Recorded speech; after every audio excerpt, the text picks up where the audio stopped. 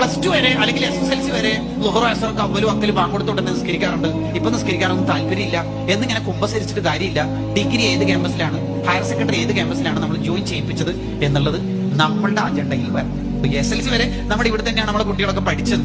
പിന്നെ +2 ആകുമ്പോൾ അവ ഒരുതരം ക്യാമ്പസിലാണ് പോയത്. അപ്പൊ അവന്റെ ചൂടൊക്കെ പോയിട്ട് ഒന്ന് തണുപ്പനായി മാറിച്ചു. അതാണ് നബി സല്ലല്ലാഹു അലൈഹി വസല്ലം തങ്ങൾ നമുക്കൊക്കെ തിരിയുന്ന ഭാഷയിൽ പറഞ്ഞത്, അൽ മർഉ അലാ ദീനി ഖലീലി ഫല്യൻദുർ അഹദുക്കും മൻ യുഖാലിൽ. ഓരോരുത്തരും അവരവരുടെ കൂട്ടുകാരന്റെ ചര്യയിലേക്ക് ആരോടൊപ്പമാണ് കൂട്ടുകൂടേണ്ടത് എന്ന് നമുക്ക് നല്ല ബോധ്യം ഉണ്ടാകും. അപ്പൊ നമ്മുടെ മക്കൾ ഏത് ക്യാമ്പസിൽ ചേർന്നു, നമ്മുടെ മക്കൾ ഏത് കലാലയത്തിലാണ് പഠിക്കേണ്ടത്, ളുഹറിനും അസറിനും സൗകര്യം ഉണ്ടാവും.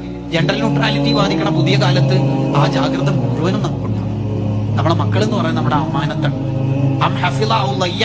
മക്കളുടെ വിഷയത്തിൽ വീഴ്ച വരുത്തിയിട്ടുണ്ടോ, ജാഗ്രത ഉണ്ടായിട്ടുണ്ടോ എന്ന ചോദ്യം വരും ആഖിറത്തിൽ എന്ന് സയ്യിദുനാ റസൂലുള്ളാഹി സ്വല്ലല്ലാഹു അലൈഹി വസല്ലം. നമുക്ക് ദുആ ചെയ്യാൻ കുറെ ആൾ ഉണ്ടാവുക എന്നുള്ളത് എത്ര വലിയ നിഅമത്താണ്. ധൈര്യമായിട്ട് ഖബറിൽ കിടക്കാലോ, എത്ര ധൈര്യമായിട്ട് ഖബറിൽ കിടക്കും. എന്ന് മാത്രമല്ല അഭിമാനിക്കും. മറ്റു ഖബറാളികളുടെ ഇടയിൽ ഈ മരിച്ച ഉമ്മ അല്ലെങ്കിൽ ഉപ്പ അഭിമാനിക്കും,